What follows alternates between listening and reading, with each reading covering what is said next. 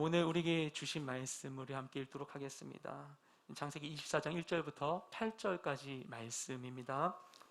저 여러분이 한 절씩 교독하도록 하겠습니다. 아브라함이 나이가 많이 들어 늙었습니다. 여호와께서는 모든 일마다 아브라함에게 복을 주셨습니다. 아브라함이 자기 집의 모든 것을 맡아 관리하는 늙은 종에게 말했습니다. 내 손을 내 허벅지 사이에 넣어라. 그리고 하늘의 하나님이시며 땅의 하나님이신 여호와를 두고 내게 맹세하기를, 지금 내가 살고 있는 가나안 족속의 딸들 가운데 내 아들을 위해 아내를 구하지 말고 내 고향 내 친척들에게로 가서 내 아들 이삭을 위해 아내를 구해 오겠다고 하여라. 종이 아브라함에게 물었습니다. 만약 그 여자가 저를 따라 이 땅으로 오기를 싫어하면 제가 주인의 아들을 주인께서 나오신 그 땅으로 돌아가게 할까요? 아브라함이 말했습니다. 절대로 내 아들을 데리고 그곳으로 돌아가지 마라.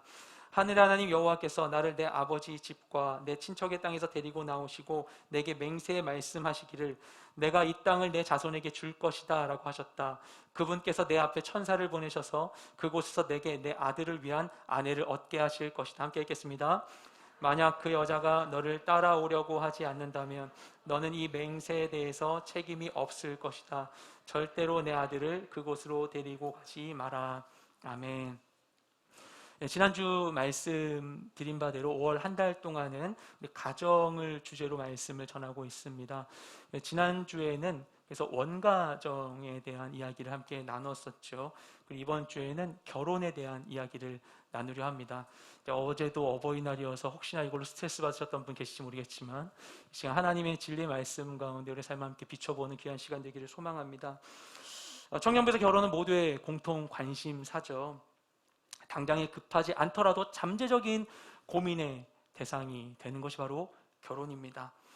그래서 매주 순모임마다 어떤 본문을 보더라도 묵상은 늘 기승전 결혼으로 이어지게 된다는 이 깔때기 이론을 우리가 순모임 때 경험하게 되기도 하죠.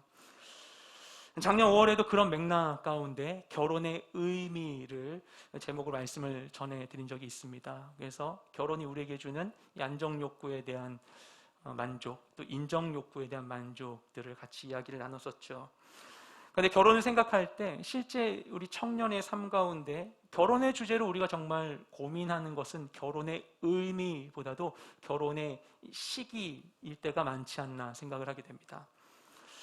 나는 언제 결혼을 해야 될까?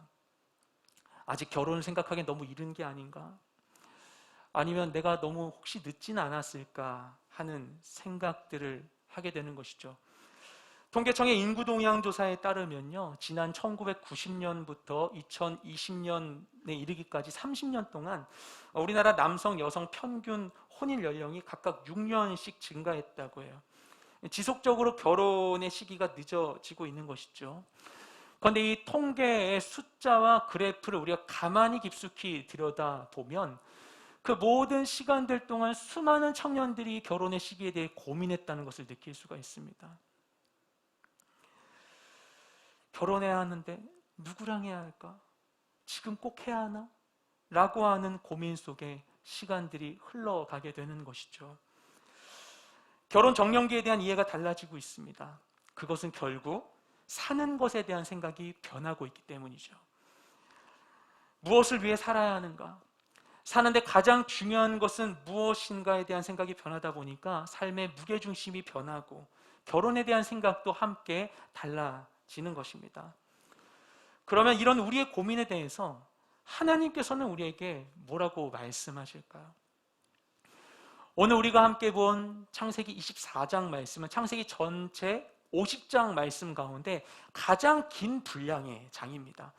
잘 알듯이 창세기에는 굵직굵직한 다양한 사건들이 등장해요. 천지창조, 최초의 타락과 노아의 홍수, 여러 사건들이 있는데 그 중에 유독 이 24장이 가장 많은 분량을 가지고 있다는 것은 그만큼 이 내용이 중요하게 여겨지고 있다는 것을 의미하겠죠. 이 24장에서 다룬 내용은 바로 이삭의 결혼에 대한 이야기입니다. 우리가 어떻게 결혼을 바라봐야 할지, 그리고 어떻게 나의 때를 준비해야 할지, 각자의 삶 가운데 어떻게 준비해야 될지 오늘 말씀을 통해 함께 고민해 보기를 소망합니다. 먼저 1절 말씀을 같이 읽겠습니다. 시작. 아브라함이 나이가 많이 들어 늙었습니다. 여호와께서는 모든 일마다 아브라함에게 복을 주셨습니다. 아멘. 아브라함의 나이가 어느덧 140세가 되었습니다. 그가 하나님의 부르심을 받고 나선 지도 벌써 65년이 흘러버렸어요. 그동안 하나님께서는 아브라함에게 많은 복을 주셨습니다. 그래서 그에게는 풍부한 재산이 있고 또 많은 사람들이 있었어요. 명성도 있었어요. 또한 아브라함에게는 아들이 있었죠. 그 이름은 이삭입니다. 이삭은 그 존재 자체가 기적이었고요. 아브라함에게 있어서는 하나님의 약속의 증거였습니다. 낳을 수 없는 불가능한 아들을 약속대로 얻은 것이었기 때문이에요. 그럴 수밖에 없는 것이 아브라함 나이 100세 때 낳은 아들입니다. 100세 때. 이미 아브라함이 하나님의 부르심을 받았을 시점에 그가 75세였는데 이미 그는 결혼한 상태였었고요. 아마 이미 그는 자녀가 없는 상태였을 거예요. 그래서 그가 떠날 때 그냥 떠나지 않고 조카 롯을 데리고 가는 것은 아마도 롯을 양자로 삼으려고 생각했기 때문이었겠죠. 그런데 아무런 기대를 하지 못했던 그들이 무려 100세 때 자녀를 낳게 됩니다. 어찌 안 이쁠 수 있겠어요? 그렇죠? 너무 귀한 아들이죠. 다치지 않을까? 혹시나 친구들에게 뒤처지지 않을까? 혹시나 친구들에게 놀림당하진 않을까? 늘 노심초사했겠죠. 그래서 좋은 것 먹이고 좋은 옷 입히고 좋은 것 누리게 하면서 잘 키웠을 것입니다. 이삭을 통해서 하나님께서 약속하신 그 큰 민족이 날 것을 기대했을 거예요. 이삭을 볼 때마다 흐뭇했겠죠. 그런데 이 이삭은 노총각이었습니다. 아브라함 나이 140세에 이르러서 자신의 인생을 돌아보니까 하나님의 은혜가 가득했어요. 감사한 일들이 너무나 많았어요. 그런데 단 한 가지 아쉬운 일이 있었습니다. 그게 뭐냐면은 사랑하는 아내 사라의 죽음도 아니었고요. 내가 하나님 약속하신 땅 가나안을 완전히 차지하지 못했다는 사실도 아니었고요. 아들 이삭이 아직 혼자라는 사실이었습니다. 이 부모님의 자녀 결혼에 대한 고민은 우리 때나 이 족장 시대나 다르지 않은 것 같아요. 그런데 이 이삭의 결혼에 대한 아브라함의 고민은요, 단지 일반적으로 그 아들의 장래를 위한 것만이 아니었습니다. 이것은 하나님의 약속에 대한 위기의식이었어요. 하나님께서는 분명히 아브라함을 통해서 큰 민족을 이루겠다고 말씀하셨고요, 내 씨가 대적의 성문을 차지할 것이라고 말씀하셨어요. 창세기 3장 15절에 말씀하셨던 이 뱀의 후손을 이길 여자의 후손이 나는 것이 바로 아브라함의 씨를 통해서라고 하나님 말씀해 주신 겁니다. 이것을 확증해 주시는 게 예수님이시죠. 아브라함 얘기를 하시면서 너희 조상 아브라함이 나를 보고자 했다가 보고 즐거워했다라고 말씀하세요. 그 말인즉슨 아브라함이 자신의 씨를 통해서 메시아가 날 것을 고대했고 그 약속의 성취를 믿음으로 기뻐했다는 이야기를 하시는 거예요. 아브라함은 그걸 믿는 사람이었어요. 근데 그것을 자신의 씨를 통해서 이루어져야 되는데 그것을 이삭을 통해 이룬다는 하나님의 약속을 그럼 붙들고 있었기 때문에 이삭을 통한 하나님의 계획의 성취를 날마다 바라고 있는 사람이었습니다. 그래서 이삭은 아브라함에게 있어서 너무나 사랑하는 아들일 뿐만 아니라 아브라함의 인생의 비전이었죠. 그런데 그렇게 큰 민족의 통로가 되어야 할 이삭이 아직 혼자라는 사실이 아브라함으로 하여금 위기감을 갖게 했습니다. 결혼에 대한 생각은 이처럼 삶의 방향에 대한 고민으로부터 시작돼야 합니다. 이때 이삭의 나이는 40세였었는데요. 그럼 왜 이삭은 아직까지 결혼 안 하고 있었는가? 분명한 이유가 성경에 나와 있지 않지만 말씀을 통해 유추해 볼 때 이삭은 기본적으로 성품이 온유하고 욕심이 없는 사람이었던 것 같아요. 그래서 나서서 누군가를 만날 시도를 막 하는 스타일이 적극적인 스타일이 아니었던 것으로 보입니다. 그리고 당시 이삭은 사랑하는 어머니를 여인 지 3년이 되도록 아직 그 슬픔을 다 이기지 못한 상태에 있었습니다. 이처럼 타고난 성품과 마음의 상처와 같은 다양한 이슈로 인해서 그의 결혼은 늦어지고 있었습니다. 오늘날에도 우리의 결혼이 늦어지는 다양한 이유가 있죠. 경제적인 문제나 좋은 가정의 모델이 부재하거나 행복한 결혼 생활에 대한 기대가 부족하거나 일과 성공에 대한 욕심, 심적인 부담감, 이성에 대한 기대 등 다양한 이유로 우리는 결혼을 망설일 수 있습니다. 우리가 결혼을 늦추게 된 이런 이유들은 결혼을 준비하는 데 있어서 꼭 필요한 조건일까요? 오늘 본문에서 아브라함은 이 부록의 아들을 위해서 신부를 준비하기로 결심합니다. 그러면 그 시점에서 아브라함이 아들의 배우자를 구하는 데 있어서 가장 중요하게 여겼던 것이 무엇인지 오늘 말씀을 통해 우리가 하나씩 살펴보도록 하겠습니다. 첫째는 삶의 철학이 있어야 합니다. 우리 2절부터 4절까지 말씀 함께 읽겠습니다. 시작. 아브라함이 자기 집의 모든 것을 맡아 관리하는 늙은 종에게 말했습니다. 내 손을 내 허벅지 사이에 넣어라. 그리고 하늘의 하나님이시며 땅의 하나님이신 여호와를 두고 내게 맹세하기를 지금 내가 살고 있는 가나안 족속의 딸들 가운데 내 아들을 위해 아내를 구하지 말고 내 고향 내 친척들에게로 가서 내 아들 이삭을 위해 아내를 구해오겠다고 하여라. 아멘. 아브라함은 아들의 신부를 얻기 위해서 자신이 가장 신이 많은 종을 부릅니다.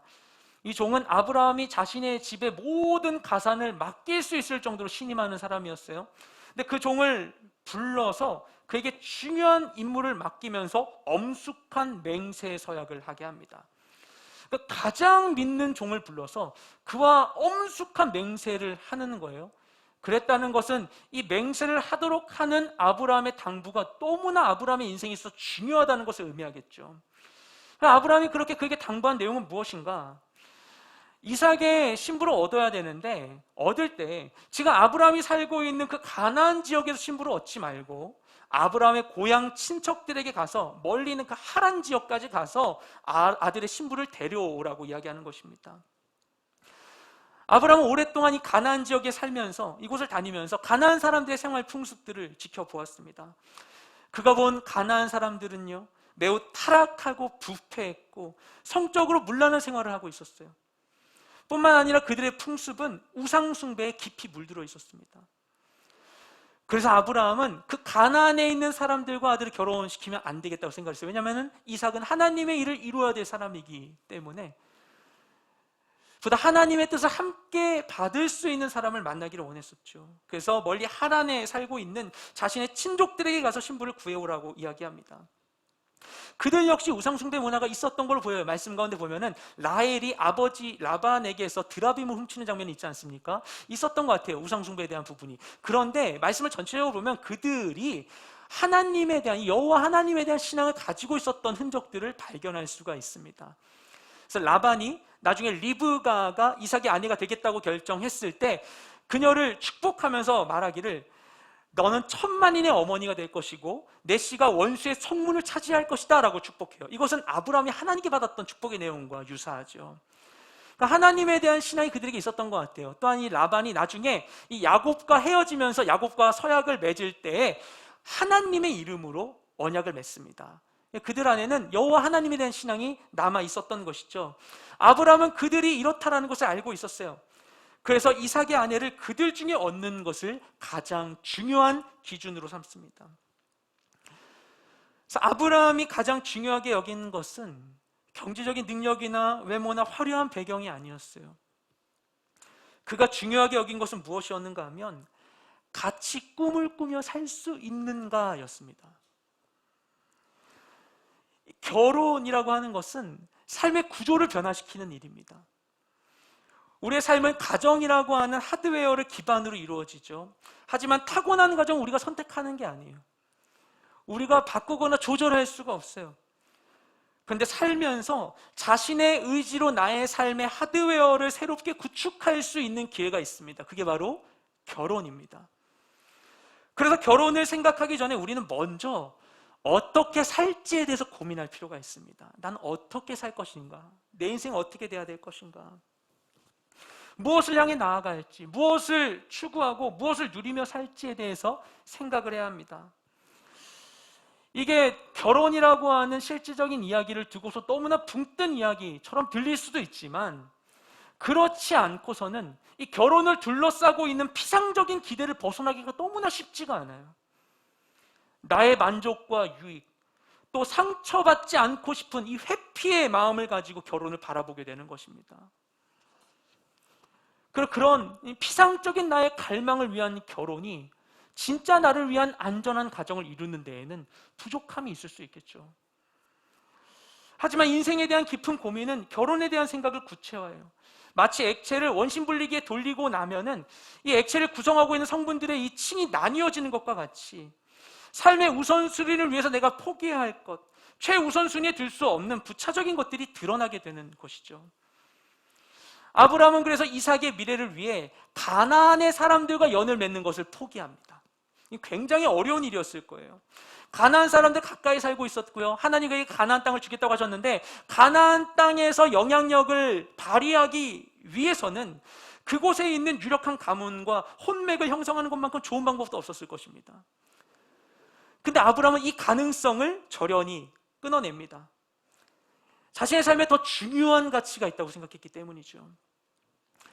지난 140년 동안 그는 도시에서도 살아봤고 광야에서도 살아봤고 우상을 섬긴 적도 있었고 하나님을 섬기기도 했어요. 하나님의 뜻에 믿음으로 순종하기도 했지만 자신의 지혜와 욕망을 따른 선택을 하기도 했습니다. 그런데 그랬던 그의 결론은 무엇인가 하면 삶의 중심에 하나님을 모시는 것이야말로 진정 인생과 가정을 건강하고 안전하게 만들 수 있다는 것이었어요. 그것이 자신의 아들의 신부감을 찾는 유일한 조건이었습니다. 여러분이 인생의 주인을 하나님으로 생각하신다면 믿음의 배우자를 만나기를 축복드립니다. 내가 함께하는 사람과 같은 믿음을 공유할 수 있다는 건 너무나 축복된 일이에요. 저희 가정은 그러지 못했었거든요. 오랜 세월 동안 부모님이 다른 신앙을 가지고 있으셨어요. 그런데 만약에 내가 사랑하는 사람이 그리스도인이 아니라면 어떻게 해야 되는 것인가? 그렇다면요, 여러분이 품고 있는 하나님을 통해서 여러분이 가지고 있는 가정에 대한 꿈과 그림들, 여러분의 삶에 대한 기대와 소망을 그에게 전해주세요. 내가 너무나 이것을 갖고 싶은데, 하나님이 약속하신 아름다운 가정을 이루고 싶은데 그것을 너와 함께 하고 싶다고 그를 초대해 주세요. 우리가 단호하게 내 믿음을 선포한다고 나 믿지 않는 사람은 싫어라고 얘기할 수도 있겠지만 그것은 너무나 쉽게 거절감으로 상대방에게 폭력을 행사하는 게 될 수 있습니다. 내가 바라고 있는 이 아름다운 것을 그는 어떻게 생각하는지 물어보고 여러분의 그 꿈에 그를 초대해 주십시오. 같은 꿈을 꾸면서 주님께로 나아가실 수 있기를 축복드립니다. 저는 저희 아내와 20대 선교 비전을 품게 되었어요. 어떤 집회를 가고 싶어가지고 전단지를 들고서 교회 찬양팀에서 같이 갈 사람 했는데 같이 가겠다는 사람이 반주하는 누나밖에 없었어요. 저희 아내인데요. 그래서 같이 갔었어요. 같이 가서 거기서 정말 큰 은혜를 받았어요. 저는 그때 저의 삶의 비전에 이 공백기를 보내고 있었거든요. 군대 전역하고서 어떻게 해야 되는 것인가 고민하고 있는 상황 가운데 이 마태복음 24장 14절의 말씀, 이 천국 복음이 모든 민족이 증거되게 하여 온 세상에 전파되리니 그제야 끝이 오리라는 말씀이 제 안에 꽉 하고 박히게 되었어요. 아, 이것을 위해 살아야겠다라고 생각을 하게 되었는데 저랑 가장 친하고 가까운 사람이 같은 마음을 품고 있는 거예요. 그래서 결혼을 꿈꾸게 되었어요. 저희 아내는 저랑 교제를 하고서 저를 볼 때 얘라면 내가 함께 죽을 수 있겠다라는 생각이 들었었다고 해요. 그리고는 나중에 아무것도 없는 상태에서 결혼하게 되었습니다. 여러분이 지금 보시기에 이게 되게 아름다워 보이실지도 모르겠어요. 여러분 지금 저를 볼 때 제가 목사라는 타이틀을 갖고 있고 좀 제가 사람다워 보일지도 모르겠지만 당시엔 정말 아니었었거든요. 예, 진짜 가진 게 하나도 없었었고 어린데 나이가 어릴 뿐만 아니라 진짜 어리고 어린 걸 상쇄할 만한 매력이 있는 것도 아니고 요즘은 그래도 좀 그냥 사람답게 입고 다니는데 그때는 정말 독특한 패션 철학이 있었고 그걸 부끄러워하지 않았었어요. 철도 없고 성격도 별로였어요. 이게 제가 괜히 과장하는 게 아닙니다. 저 정말 많이 싸웠었거든요. 그런데도 불구하고 저희 아내가 뭐 기대할 게 없는 저하고 결혼할 수 있었던 건 그래도 가장 중요한 삶의 가치를 공유할 수 있는 사람이라고 믿었기 때문이었어요. 물론 여전히 연약하고 때로는 아내도 그때 내가 잘못 생각했나라는 생각을 하기도 하지만 그래도 그 믿음이 현실을 초월할 수 있는 힘은 되었습니다. 저희가 뭐 앞으로 뭐 인생에 뭐 얼마나 많은 고난을 겪었나 싶긴 해요. 앞으로 가야 될 길이 더 많이 있겠지만 앞으로 가지 못한 길 가운데 그 믿음을 붙들고 갈 수 있으리라는 기대를 더 하게 됩니다. 신앙과 이 비전이라고 하는 것이 실제 내가 먹고 사는데 얼마나 도움이 될까 싶지만, 그 반대로 실제적인 도움이 됐다고 생각할 수 있는 상대방의 재력이나 어떤 매력 같은 것들은 실제 우리가 마주하게 되는 인생의 진짜 깊은 문제들을 해결하는 데는 큰 도움이 되지 않을 때가 너무 많이 있어요. 그래서 결혼 이전에 건강한 삶의 철학을 주님 안에서 세울 필요가 있는 것입니다. 여러분, 주님 안에서 나의 삶의 목적을 찾는 여러분 모두가 되시기를 주님으로 축복드립니다. 또한 아브라함이 이삭의 신부를 준비하면서 중요하게 생각한 것은 무엇인가? 둘째로 하나님을 신뢰해야 합니다. 우리 5절부터 7절까지 말씀 함께 읽도록 하겠습니다. 시작. 종이 아브라함에게 물었습니다. 만약 그 여자가 저를 따라 이 땅으로 오기를 싫어하면 제가 주인의 아들을 주인께서 나오신 그 땅으로 돌아가게 할까요? 아브라함이 말했습니다. 절대로 내 아들을 데리고 그곳으로 돌아가지 마라. 하늘의 하나님 여호와께서 나를 내 아버지 집과 내 친척의 땅에서 데리고 나오시고 내게 맹세해 말씀하시기를 내가 이 땅을 내 자손에게 줄 것이다 라고 하셨다.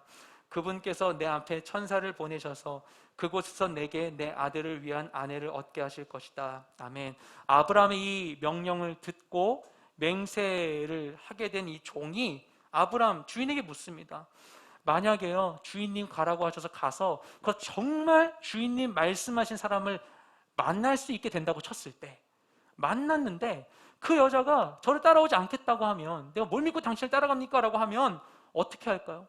그럼 제가 주인님 아들 데리고 와서 다 당신 결혼할 사람이다 라고 이렇게 보여줘도 괜찮을까요? 라고 물어보는 거예요.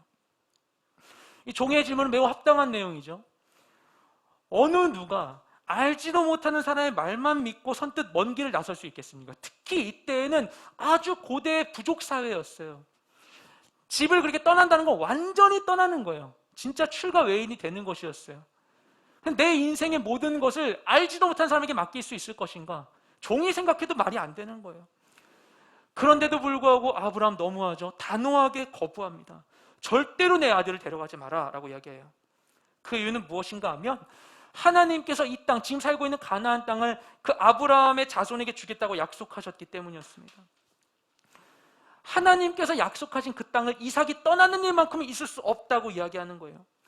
아들의 혼사도 너무나 중요했었지만 자신의 인간적인 조급함과 두려움 때문에 하나님의 부르심을 거부할 수는 없었던 것입니다.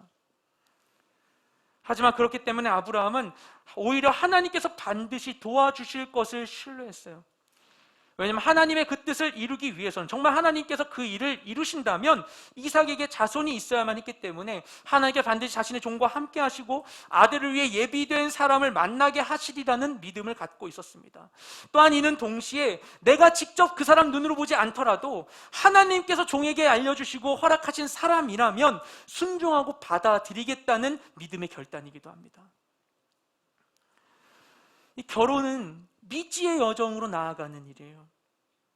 그동안 결혼 전까지는 나를 위해서 자신의 기호와 선택을 따라서 사는데 최적화되어 있었던 두 사람이 익숙했었던 방법들을 버리고 다른 이에게 나를 의탁하여 맡기고 또한 내 것이 아니었던 그의 짐까지 내가 나누어 지면서 함께 나아가는 새로운 여정을 시작하는 것입니다. 그래서 우리는 결혼을 앞두고 정말 중요한 게 무엇인가 하면 나의 방법과 생각을 내려놓아야 합니다. 내려놓을 준비를 해야만 해요. 수많은 사람들이 자신의 만족을 위한 결혼을 선택하고도 힘겨워하고 외로워합니다.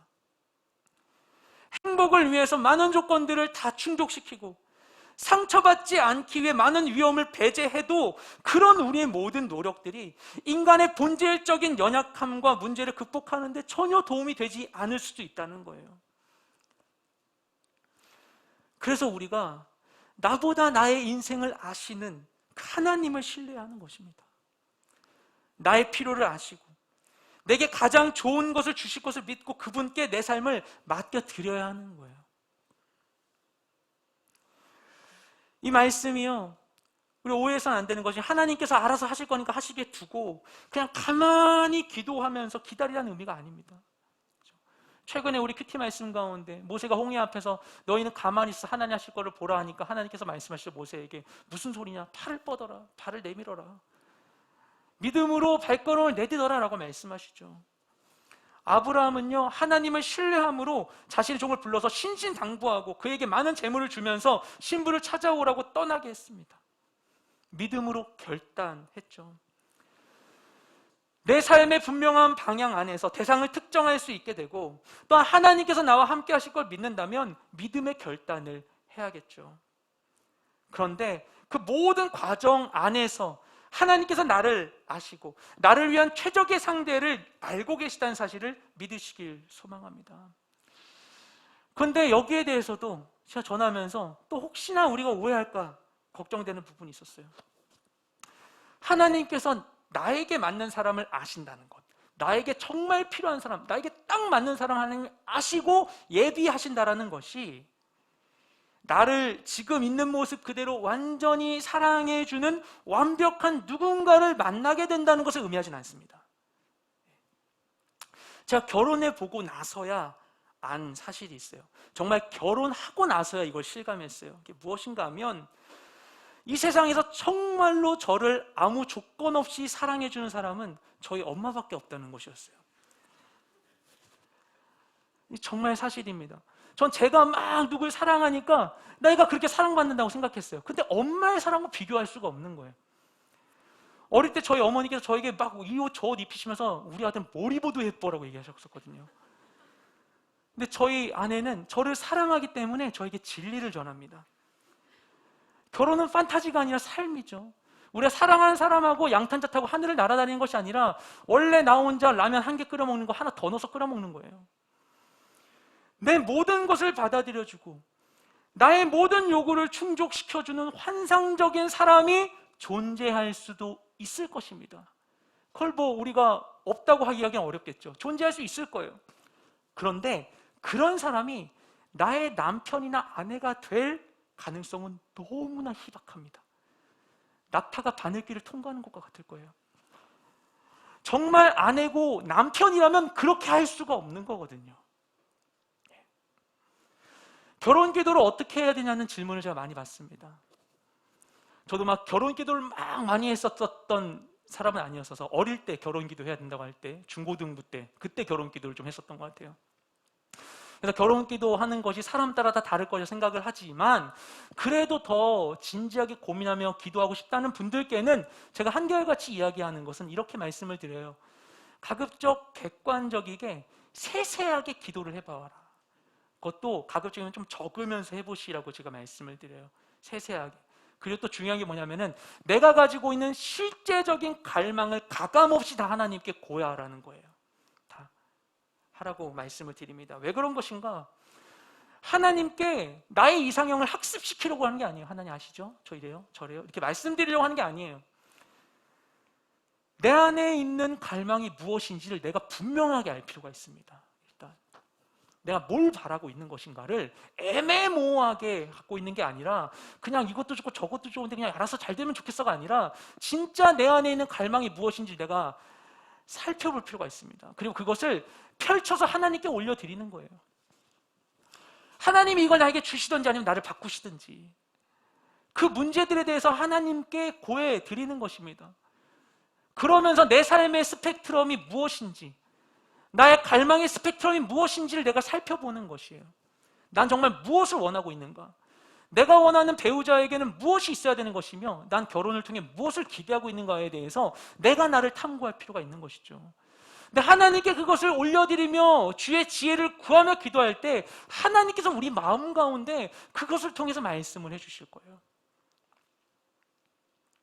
내가 원하는 것만을 계속 하나님께 아뢰면서 속으로 하나님 이쯤 하면 아시겠죠? 하나님 눈치껏 알죠? 이런 식으로 막 하고 있는 거 이렇게 생각을 하고 있다면 그것은 하나님을 신뢰하는 태도가 아니라 하나님을 조종하는 것이 될 수도 있어요. 조금 과장하면 하늘을 날게 해달라거나 지구가 반대로 돌게 해달라는 것처럼 나의 삶을 향한 하나님의 뜻을 받고자 하지 않고 내가 내 삶에 있는 것들을 스스로 다스리겠다고 하나님께 말씀드린 것일 수 있어요. 오히려 결혼 기도의 좋은 모델은 겟세마네에서 예수님의 기도입니다. 너무 극단적으로 느껴질지 모르겠지만 마가복음 14장 36절에서 예수님이 이렇게 기도하시죠. 아바 아버지여 아버지께는 모든 일이 가능하시니 이 잔을 내게서 거두어 주십시오. 그러나 내 뜻대로 하지 마시고 아버지의 뜻대로 하십시오. 만약 우리가 하나님을 신뢰한다면 하나님을 신뢰함으로써 할 수 있는 기도는 이런 것입니다. 하나님, 난 이것을 원해요. 난 이랬으면 좋겠어요. 하지만 주님의 뜻이 있다면 주님이 나를 잘 알고 계시니 그 뜻이 나에게 이루어지기를 원합니다. 주님, 나의 마음을 열어주시고 하나님의 뜻 가운데 내 모든 것이 열려있게 하여 주시옵소서 라고 기도하게 되는 것이죠. 하나님이 예비한 것이 무엇이든 그것을 받겠노라고 주님께 선언하고 순종하는 것입니다. 그분을 신뢰하기 때문에 그분께 맡겨드리는 거예요. 우리는 오늘날, 이게 여러분의 얘기는 아닐 수 있지만 오늘날 이 결혼이라고 하는 것이 개인의 만족을 위한 기호의 일종으로 전락하고 있다는 사실을 주목할 필요가 있습니다.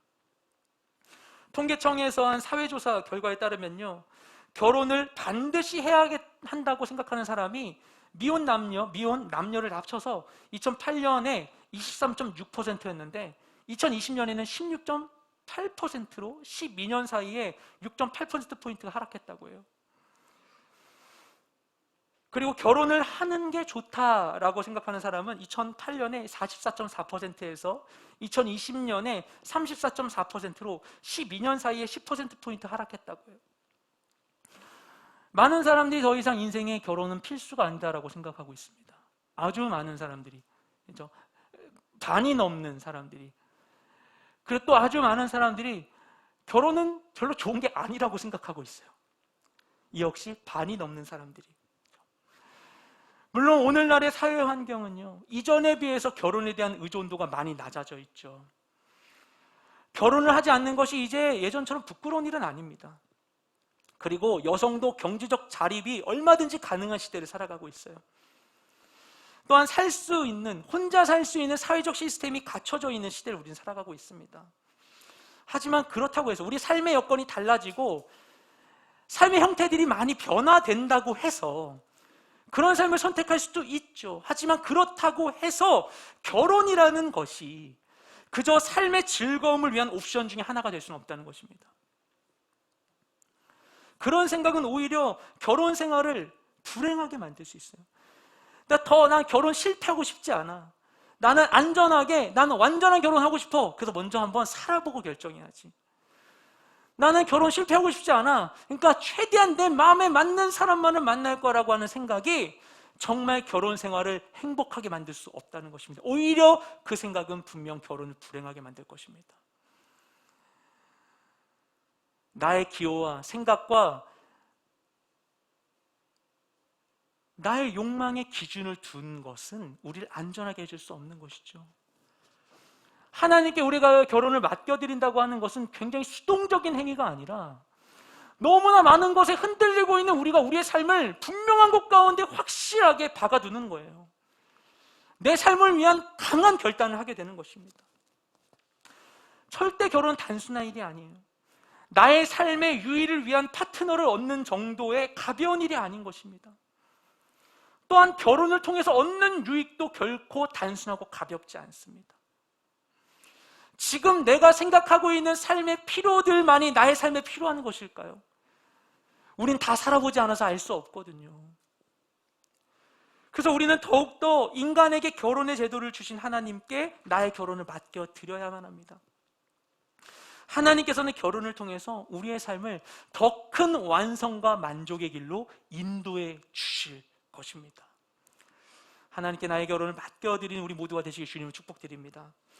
또 아브라함이 아들의 신부를 준비하며 생각한 것이 무엇인가요? 셋째, 결과에 자유로워야 합니다. 우리 함께 8절 말씀 읽겠습니다. 시작. 만약 그 여자가 너를 따라오려고 하지 않는다면 너는 이 맹세에 대해서 책임이 없을 것이다. 절대로 내 아들을 그곳으로 데리고 가지 마라. 아멘. 이 종은 아브라함의 명령을 들으면서 계속 불안했을 거예요. 주인님이 내가 한 번도 가지 못했던 저 먼 곳으로 가라고 하셔서는 내가 그동안 얼굴 한번 본 적 없고 주소도 알지 못하는 주인님의 친척들을 만나야 하고 그 가운데 딸이 있는지도 확인해야만 하고 그녀에게 결혼하겠냐고 물어보고 그녀를 여기까지 데리고 와야 되는데 이 정말 불가능해 보이는 미션을 내가 할 수 있을 것인가? 종이 정말로 불안했을 것입니다.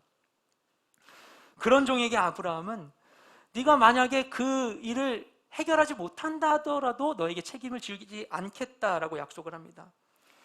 만약에 그녀를 발견했는데 종을 따라오지 않더라도 그 책임이 종에게 없다는 거예요. 우리가 진정 나를 향한 하나님의 계획을 신뢰한다면 단회적인 결과에 모든 것을 걸어서는 안 됩니다. 결과에 대해서는 자유할 필요가 있어요. 왜냐하면 나의 끝을 아시는 분, 나의 결과를 아시는 분은 오직 주님이시기 때문인 것이죠. 특히 너무 슬프게도 우리가 교회 생활할 때 청년부 안에 있는데도 불구하고 일반적인 정서상 이 청년 공동체 안에서는 총알이 하나뿐이라고 생각하기 때문에 신중에 신중을 기하게 되죠. 그렇죠? 어려운 일이 되었어요. 하지만 그런 상황 가운데 뜻대로 되지 않는다 할지라도 절대로 절망하지 않으시길 소망합니다. 우리가 그것을 위해서 소망을 가지고 기도하고 찾고 고민하는 건 너무나 정상적인 일이잖아요. 그죠? 왜 누군가가 나의 짝을 찾기 위해서 애쓰는 것이 부끄러운 일이 되고 숨길 일이 되어야 하는 것입니까? 나와 상대방이 있을 좋은 일들을 위해서 우리가 소망을 품고 함께 그걸 바라볼 필요가 있습니다. 안 될 수도 있어요. 그럴 수 있는 거예요. 잘 안 될 수 있어요. 우리가 결국 나를 인도하실 주님께 나의 삶을 맡겨드려야 됩니다. 하지만 그렇다고 해서 우리가 당연한 얘기겠지만 이 사람 저 사람 찔러보는 건 역시 좋은 방법은 아니겠죠. 그렇죠? 우리가 총알이 꼭 하나는 아닌데 많이 쏠수록 명중률은 떨어진다는 사실을 우리가 기억할 필요가 있습니다. 그렇죠? 신중해야 돼요. 요즘 시대에는 특히 또 형제님들께 저는 10번 치고 안 넘어가는 나무가 없다라는 것을 간증한 사람이었었는데 저 인생을 보면서 그런데 그런 말을 하기가 또 쉽지가 않더라고요. 10번 치고 안 넘어가는 나무 없다. 얘기하기 어려운 시대에 함부로 말하지 못하겠어요. 그래서 때때로는 찍어보기 전에 먼저 그냥 나무 옆에서 한번 휘둘러 볼 필요는 있어요. 휘둘러 볼 필요는 있습니다. 네. 아닌 것 같다면 빨리 마음을 다잡아야겠죠. 근데 여기에서 중요한 게 포기할 것이 아니라 왜 그런 것인가 우리가 함께 고민하면서 나를 더 발전시키기 위한 노력을 하는 것이 필요하다고 생각을 합니다. 믿음의 행위는 포기가 아니라 더 나은 것을 위해서 나아가는 것이죠. 그리고 내가 하나님께 그것을 구할 때 내 마음의 분량만큼 하나님이 나에게 또 말씀의 추나를 인도해 주실 거예요. 내 뜻대로 되지 않는 걸로 인하여서 쉽게 절망하고 그만두지 마세요. 이 거절의 상처로 인하여서 너무 아파하지 마세요. 하나님이 주신 게 진짜 내 거잖아요. 그 가능성 안에 계속 나를 맡겨드리는 여러분 되시기를 주님을 축복드립니다. 정말 하나님께서 나를 향한 계획을 갖고 계시다는 사실을 믿는다면 우리가 원치 않는 사실에 대해서도 자유로울 수 있어요. 더 나은 결과를 위해 노력할 수 있습니다. 그리고 이 이야기를 쭉 이어가게 되면 결국 종은 우리가 아는 대로 하나님의 인도하심을 따라 리브가를 만나게 됩니다. 그리고 그 리브가는 선뜻 이삭의 아내가 되기로 결정합니다. 그리고 둘은 드디어 만나게 되죠. 우리 창세기 24장 마지막 절인 67절 말씀을 함께 읽도록 하겠습니다. 시작. 이삭이 리브가를 자기 어머니 사라의 장막으로 데리고 들어갔습니다. 그리고 리브가를 자기 아내로 삼았습니다. 이삭은 그녀를 사랑했습니다. 이렇게 해서 이삭은 자기 어머니 사라가 죽은 후에 위로를 얻었습니다. 아멘. 이삭은 처음 만난 리브가를 아내로 맞이합니다. 그리고 그녀를 사랑했다고 해요. 그렇게 해서 이삭은 자신의 어머니를 여인 후에 처음으로 위로를 얻게 되었습니다. 하나님께서 예비하신 그 결혼이 이전의 삶에 있었던 상처를 메우고 새로운 시작의 발돋움이 된 것이죠. 그리고 그런 이삭은요, 구약의 이 역사들을 시대별로 분류할 때 창세기의 역사를 족장시대라고 하거든요. 근데 족장시대의 주요 인물 가운데 이삭은 유일하게 평생 동안 단 한 명의 여인만 사랑하다 죽게 됩니다. 늦게 만난 인연이었지만 하나님은 그에게 가장 좋은 사람을 주셨어요. 근데 가만 보면요, 이삭은요, 삶의 거의 모든 것이 다 늦었습니다. 100세의 아버지와 90세의 어머니 사이에서 엄청난 늦둥이로 태어났어요. 40세에 결혼을 하고 20년이 지나 60세의 아이를 낳습니다. 그런 그에겐 모든 것이 쉽지 않아 보여요. 이삭은 그 모든 순간순간마다 그 삶의 중요한 분기점을 위해서 끊임없이 기도하고 슬퍼하고 인내해야 했습니다. 태어나는 것도, 결혼하는 것도, 자녀를 갖는 것도 한 번에 이루어지지 않았어요. 남들에겐 시험만 보이는 일이 이삭에게는 너무 어렵게 생각됐을 수도 있었을 거예요. 그런데요, 하나님 왜 이삭에게 그런 삶을 허락하셨을까? 그 결과 이삭은 인내와 평안의 사람이 되었습니다. 세상의 비겁한 압박 속에서도 평안과 소망을 잃지 않았어요. 내가 기겁한 우물, 말도 안 되는 말 하면서 뺏어가고 또 뺏어가도 그는 그 앞에서 분노하지도 않고요, 새로운 것을 시도하는데 조금도 주저하지 않았습니다. 야, 이 우물 언제 다시 파? 나 못해, 다시 못해, 이러지 않았어요. 그는 또 파고 또 팝니다. 왜냐? 나의 인생 가운데 나의 결핍의 순간마다 나를 찾아오셔서 나의 진짜 필요를 결국에는 만족시켜 주셨던 하나님의 은혜를 그가 경험했기 때문이에요. 포기하지 않았기 때문에, 하나님께 나아갔기 때문에, 약속된 것을 누렸기 때문에 그는 그런 삶을 살 수가 있었습니다. 하나님 우리를 아십니다. 그분 우리에게 좋은 것을 주세요. 저는 여러분이, 저를 포함하여 여러분 우리 모두가 주님 안에서 날마다 그 소망으로 가득했으면 좋겠어요. 우리가 어떤 인생을 살아도 좋아요. 그죠? 어떤 인생을 살아도 좋아요. 하지만 그것이 상처받지 않기 위한 회피적인 선택이거나 두려워하지 않기 위한 방어적인 선택이 아니었으면 좋겠어요.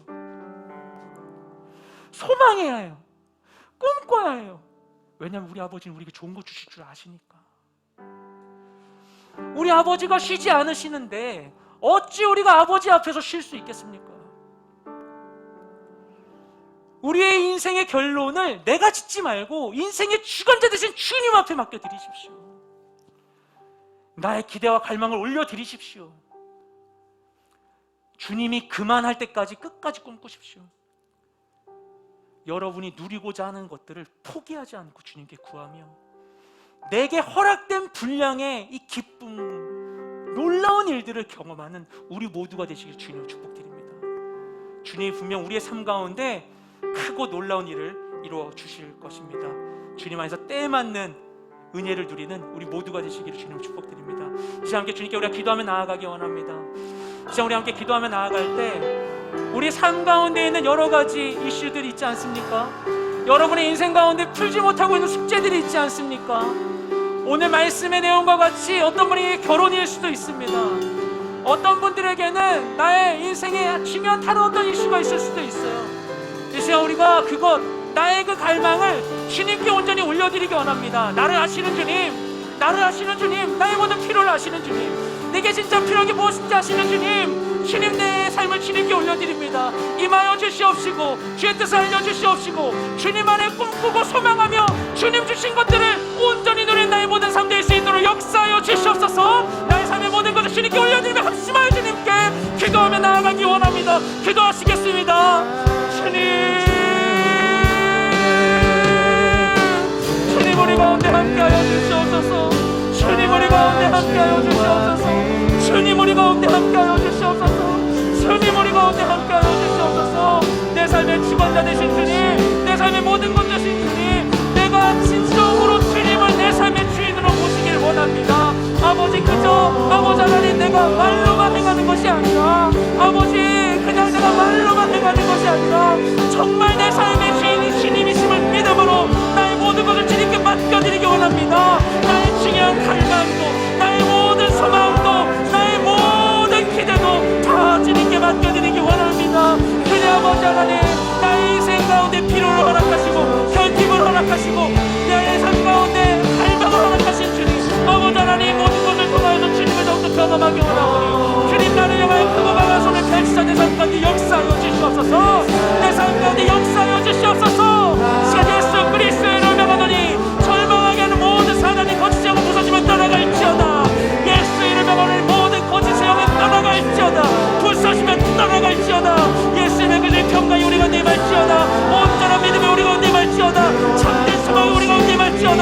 주여 우리 가운데 임하시고 역사하여 주시옵소서. 주여 우리 가운데 임하시고 역사하여 주시옵소서. 주여 우리 가운데 임하시고 역사하여 주시옵소서. 주님만이 나의 모든 것 되십니다. 주님만이 나의 모든 것 되십니다.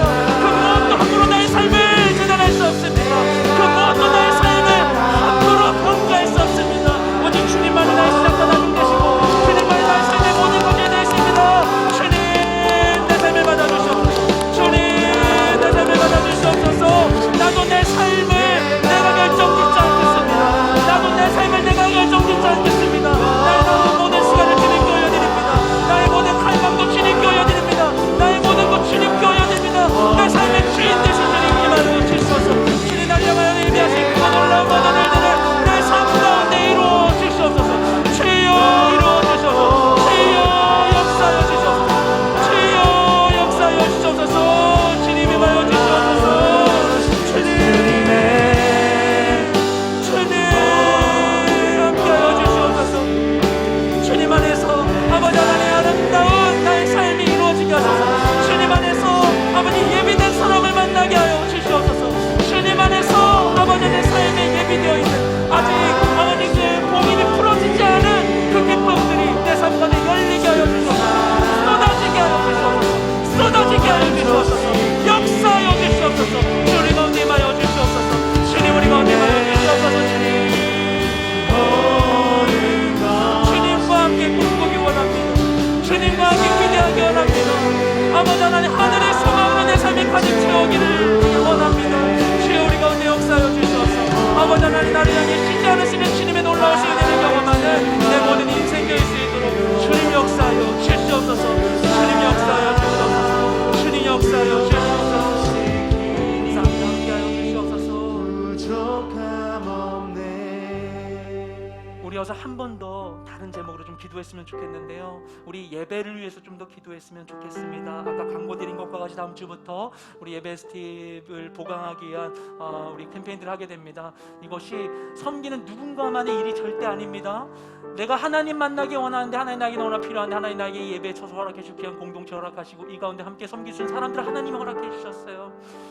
우리가 함께 이것을 위해서 좀 기도했으면 좋겠습니다. 하나님, 나의 예배를 받기 원하시는 하나님, 내 삶 가운데 임하기 원하시는 하나님, 내게 허락하신 이 예배 장소 가운데 각양의 은사대로 주님을 섬기는 하나님의 사람들이 온전히 세워질 수 있기를 원합니다. 우리 모든 섬김 가운데 예배가 더욱더 풍성해질 수 있게 하시고 기름 부음이 충만한 예배가 되게 하여 주시옵시고 우리 공동체가 함께 그 기쁨이 더욱더 풍성해질 수 있도록 주님 우리 가운데 역사하여 주시옵소서. 우리 공동체를 위하여 우리 예배를 위하여 나의 예배를 위하여 합심하여 주님께 다시 한번 기도하며 나아가기 원합니다. 기도하시겠습니다.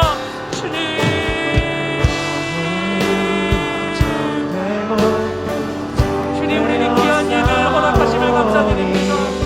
아버지 하나님 이 어려운 때 아버지 내가 주님께로 나아 예배할 수 있는 귀한 장소와 시간과 사람들을 허락하여 주시니 감사드립니다.